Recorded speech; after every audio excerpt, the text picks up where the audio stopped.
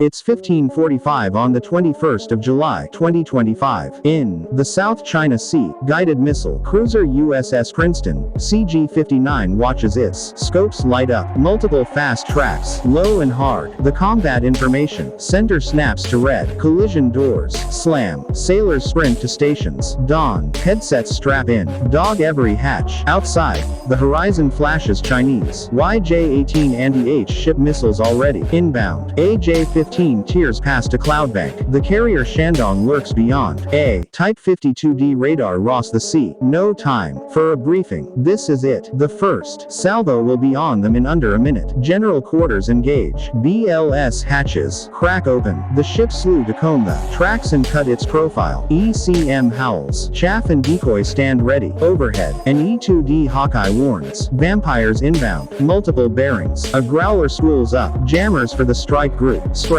lashes the bow. Visibility drops. Every second matters. If the defense breaks, the cruiser dies in the whole Nimtides. Group fights blind. The South China Sea is more than empty water. It's the artery of global trade. Tankers, cargo, ships, and fishing fleets pass through every day, keeping fuel in pumps, food on shelves, and supply chains moving. For the United States, protecting this flow is more than a mission. It's a signal to allies that the sea stays open, no matter who challenges it. On the 21st of July, 2025, USS Nimtides and her escorts patrolled these contested waters. USS Princeton led part of the screen, scanning for threats and shielding the carrier from long-range strikes. Across the horizon, China's Shandong carrier group prepared for confrontation. The stakes were not just one ship versus another. It was a test of willpower, credibility, and survival. If Princeton failed, hundreds of sailors would pay with their lives. The carrier behind her, the heart of American power projection, would be exposed. Insurance rates would skyrocket overnight. Global shipping would seize up, and Asian allies would question whether Washington could still hold the line. Every incoming missile was not only a physical threat, but also a political statement. Both navies knew this fight was about far more than steel and explosives. It was about proving who controls the sea lanes of Asia. That's why the Chinese commander fired first, launching waves of YJ-18, supported by submarines and carrier base J-15. And that's why the Americans brace for impact, determined not to yield a mile of open water. This standoff sets the tone for everything that follows. Before we dive into the opening exchange, tell me whose side are you on in this clash? Smash 1 if you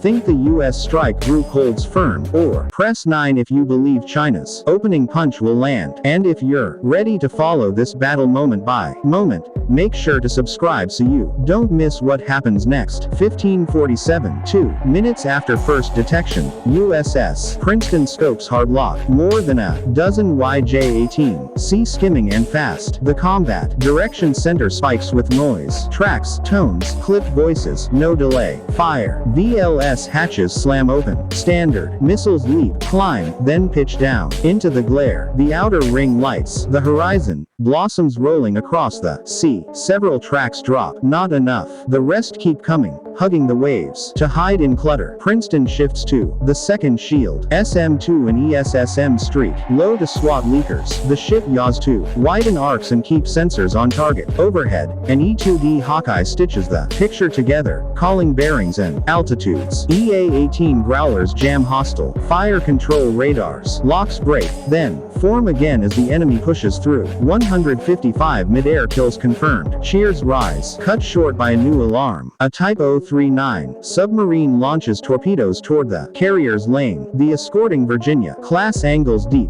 flooding tubes, sprinting to intercept. On the surface, an MH-60R lays Sanois, dips its sonar, and paints a firm contact. The helo drops a lightweight torpedo and peels away. Rotor wash whipping spray across the deck. On Princeton's decks, sailors brace as the near fight begins. Chaff bursts. Metallic cloud spoof seekers. Milka decoys kick off the rails. cram, uncages. Balink's barrels spin. The last barrier, if anything, leaks through. 1552. Nimteets turns into the wind and launches more F divided by A180E2. Thicken the cap. Guided by the Hawkeye, the first pair splashes AJ-15 with AM. Rams and forces the rest to underscore it. Buys seconds, nothing more. The missiles, already inbound, don't care who cheers. They keep their run. 1554. New tracks bloom. Another ripple of YJ-18 from a Type 52D. Farther west, Princeton tweaks course to comb the inbound geometry and narrow her radar profile. Another ESSM salvo flashes out. Smoke hangs low. The bridge boy stays steady. Maintain continuity. Keep the lanes clean. 1556. The herd is thinner but still lethal. Above,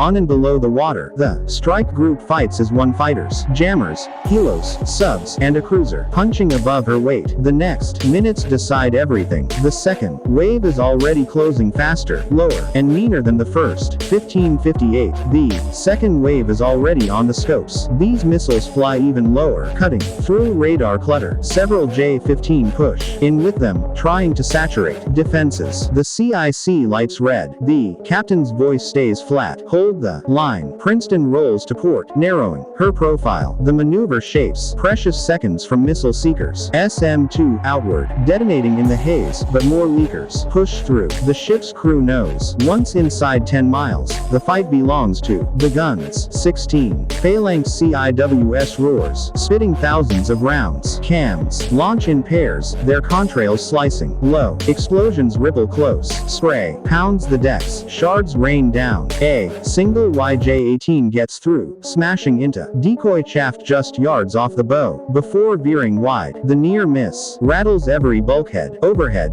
Super Hornets lock onto inbound J-15 missiles. Streak jets twist and flare. Dog fights erupt over the carrier group. Each kill buys the fleet a few more seconds, but the enemy keeps feeding planes into the grinder. For every fighter down, another pushes in low, trying to score a hit. 163. Below the surface, the duel sharpens. The Virginia-class sub closes with the Type 039. Sonar pings climb in intensity. A torpedo finds its mark. An underwater thud, then silence. One threat gone. Yet the surface battle only grows heavier. Princeton's bridge smells of ozone and sweat. Orders echo. Shift batteries. Reset Cs. Reload cramp. Sailors slam fresh canisters into launchers. Hands blistered from heat. The ship jerks with each hard turn, slamming through heavy spray. 165. Another ripple slams in multiple YJ-18, closing within seconds. ESSM's leap. Intercept 2. One more breaks through, skimming the deck. Valen locks, spits, and rips it apart a heartbeat before impact. The blast of fragments peppers the hull, but the cruiser lives. In those minutes, the US line bends, but does not break. China's attack is fierce, coordinated, relentless, yet the defenses hold barely. Both sides are gambling everything on this exchange. And here's where I want your take. If you think America's shield will stand, smash 1 in the comments. If you think China's wave still breaks through, press 9. Don't forget to subscribe because the clash is far from over. 167. Just as the CIC exhales, fresh alarms hit. These aren't the same high-speed cruise missiles. They're smaller, faster, skimming inches above the water. Salvos fired from concealed coastal batteries on nearby islands. The radar picture fractures. The new returns hide in wave clutter and pop up only seconds before impact. New contacts bearing 175. Multiple fast movers. The air controller cuts through the noise. China has changed the play, adding shore-based launchers to hammer the formation from a new angle while the carrier group keeps pressure on. The captain calls the third shield. Cram spits fire. Phalanx turrets rake low, throwing tungsten into the haze. The ship heels hard, knifing across the inbound geometry. Electronic countermeasures howl across the band. Still,